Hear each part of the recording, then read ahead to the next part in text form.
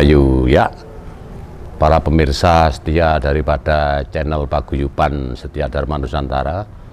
Saya berdua pada saat ini berada di muka pemakaman, yaitu pemakaman Eyang Sosro Kusumo ya, satu yang terkenal dengan sebutan Eyang Kanjeng Jimat ya.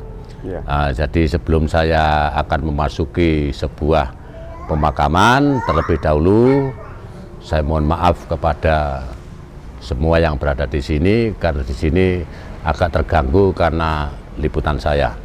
Dan selanjutnya saya langsung saja masuk ke pemakaman Eyang Kanjeng Jimat Sosro Kusumo I sebagai Bupati Peralihan dari Kertosono ke Berbek ya. Kita langsung masuk ya Pak. Ya, ini harus dilepas.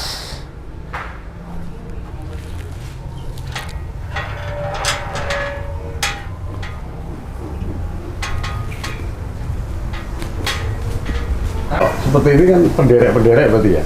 Ya, kalau yang di luar itu memang penderek-pendereknya daripada Kanjeng Jimat, ada yang pengulu, ada yang masih keluarga dekat, tapi tidak boleh masuk di dalam pintu gerbang utama.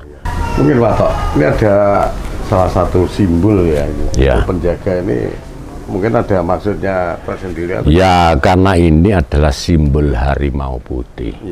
Simbol harimau putih itu tidak bisa terlepas dari Kadipaten Lama yang ada di Posono. Oh begitu. Ya, simbolnya kan di sana ada harimau yang disebut harimau atau macan kopek itu. Ya, ini masih tetap dilestarikan agar supaya anak cucu itu tetap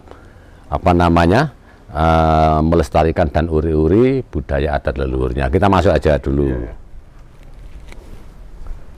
Ya, Pak, setelah kita masuk pintu gerbang utama, di sini ada pagar pembatas.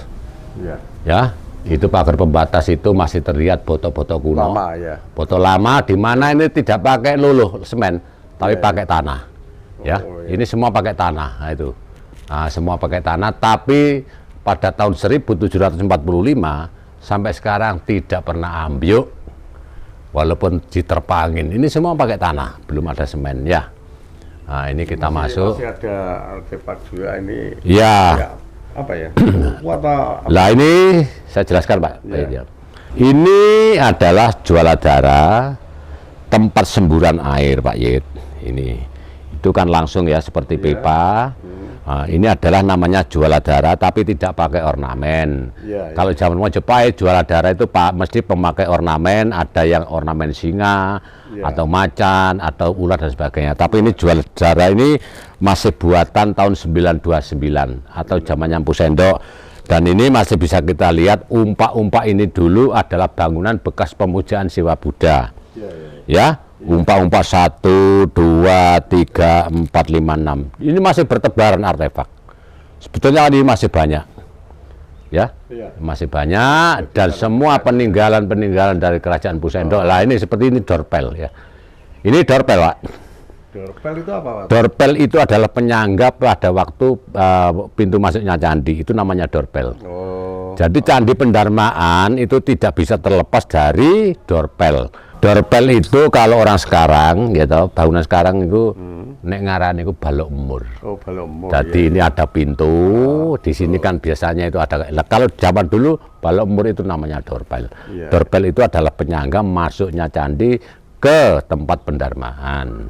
Ini dorpelnya masih ada, berarti di sini fakta sejarah arkeologinya dilihat dari historiografi sejarahnya di sini lengkap bahwa di sini benar-benar dulunya bekas pendarmaan Siwa Buddha pada zamannya Empu Sendok tahun berapa? 929. Ya, kita langsung masuk aja sana.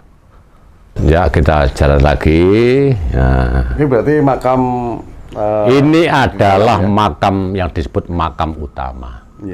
Ya, makam utama ini adalah makam khusus untuk Kanjeng Jimat. Kenapa di sini harus dibuat pendek? Karena menunduk itu adalah selalu etika. Salah satu ajaran leluhur bahwa kalau kita ke makam atau ke orang tua harus menundukkan kepala. Ini adalah salah satu filosofi, salah satu bentuk metafora. Ya, kita menunduk dulu. Sementara ini saya potong dulu, Mas. Ya. Ini kan ada apa namanya? Ini namanya gentong, gentong, Pak. Ya, gentong itu dulunya tempat air. Ya. Ini masih dibuat pada zaman era Empu Sendok. Ya.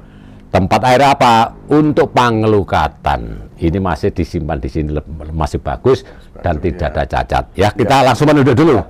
Nah, kita menunduk, kita buka ya pintu. Nah, monggo. Lah, kita jalan. Ya, kita menuju makam utama dulu, yaitu makam Eyang Sosrokusumo I atau terkenal dengan sebutan Kanjeng Jimat. Ya, kita ke sana Pak Yit ya. Ya, jadi ini Pak Yit, tadi saya sudah katakan, di sini kan utama ya. Utama ini maksudnya adalah keluarga besar dari Yayasan Sosrokusuman, karena yang membangun semua ini adalah dari Yayasan Kusuman yang notabene masih keturunan dari Eyang Sosrokusumo. Ya, semua ini aturan-aturan yang harus kita taati, itu tertandanya adalah Yayasan Sosrokusuman Kanjeng Jimat ya. Jadi apa ya, kita tetap menghormati aturan-aturannya, dan kita tidak boleh ya, misalnya di sini ada larangan membakar dupa dan sebagainya, kita harus mentaati itu. Dan selanjutnya Pak Yit ya, Eyang Sosrokusumo ini adalah salah satu bupati yang oleh masyarakat Nganjuk ini dikukuhkan sebagai bupati pertama Berbek. Bukan Nganjuk ya, bupati pertama Berbek memang Eyang Sosrokusumo. Nah, tapi kalau bupati pertama Posono, nah itu Purwodiningrat. Jadi tidak salah. Ya. Kalau memang Berbek bupati pertamanya itu ada yang Sosrokusumo yang Kanjeng Jimat ya, ini adalah situsnya masih ada, ini adalah batu. Tapi kalau di sana adalah adipati pertamanya adalah Kanjeng Kiai, bukan Kanjeng Raden ya, Kanjeng Kiai Purwodiningrat yang notabene masih menantu dari HB kedua. Ya, jadi yang di sana itu tadi. Jadi benar kalau ada tulisan di situ sebagai Bupati Berbek, memang Bupati Berbek pertama. Jadi begini Pak Tok, dari penafsiran akhirnya kan begitu ya, penafsiran ini kan Berbek pertama. Betul. Makanya banyak yang menafsirkan bahwa dulunya itu termasuk Bupati Nganjuk pertama lah, ini makanya ini kadang-kadang kita luruskan Pak Yit. Kita luruskan itu agar masyarakat Nganjuk sendiri itu, saya tanya, aku panek kok jelasno tentang apa sejarah Nganjuk, mumet loh. Lah ini kita kenapa mumet? Semua artefak ada, ya toh, semua bukti sejarahnya ada. Ya cuma mereka hanya tidak runut gitu saja. Jadi ini adalah salah satu bukti bahwa Eyang Kanjeng Raden Tumenggung Sosrokusumo ini aslinya kan dari Grobogan. Ya, dari Grobogan memang dibenum oleh Sinuwun dari Kesultanan untuk menjadi adipati. Jadi dulu ada juga kadipaten yang namanya Kadipaten Godean sama Kadipaten Teposono. Ya, dengan keputusan regensi, dengan keputusan apa yang disebut waktu itu residen Belanda, yang pada waktu itu bernama Baron Melville van Hanby. Itu kemudian antara Teposono sama Godean itu dijadikan satu. Dijadikan satu menjadi Kadipaten Berbek, cuma satu. Lah ini berdasarkan buku Hart van de Residentie Semmingstiel. Ini yang dicatat di dalam tulisan Belanda yang saya kutip dari Leiden. Ya, jadi semua itu ada korelasinya. Kenapa? Yang semua arsip-arsip ini ada di Leiden. Kita tidak punya arsip. Hart van der Residentie, Hart and Still at the Door. Itu ditulis oleh Baron Melville van Hanby. Itu orang Belanda, juga seorang sejarawan ya. Lah kemudian tahun 1740 atas penggabungan dua kadipaten kecil ini tadi, jadilah Kadipaten Berbek. Lah Kadipaten Berbek ini terus berkembang yang pada akhirnya Pak Yit ya, pada tahun 1880 pindah ke kadipaten yang sekarang. tahun 1880 itu berarti memasuki abad 19.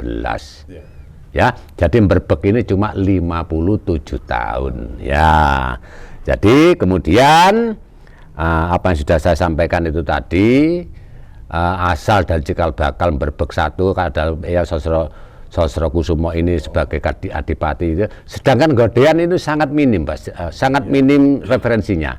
Saya sendiri masih mencari Godean itu kadipaten yang sampai saat ini kita masih mencari kadipatennya sebelah mana, peninggalan sebelah mana. Itu disatukan oleh yang namanya residen Belanda yang pada waktu itu bernama Baron Melville van Ghant B. Ya, jadi apa yang sudah saya sampaikan kepada panjenengan ini adalah salah satu warga atau keluarga besar dari Eyang Kanjeng Jimat atau Eyang Sosro Kusumo I sebagai Bupati Berbek ini.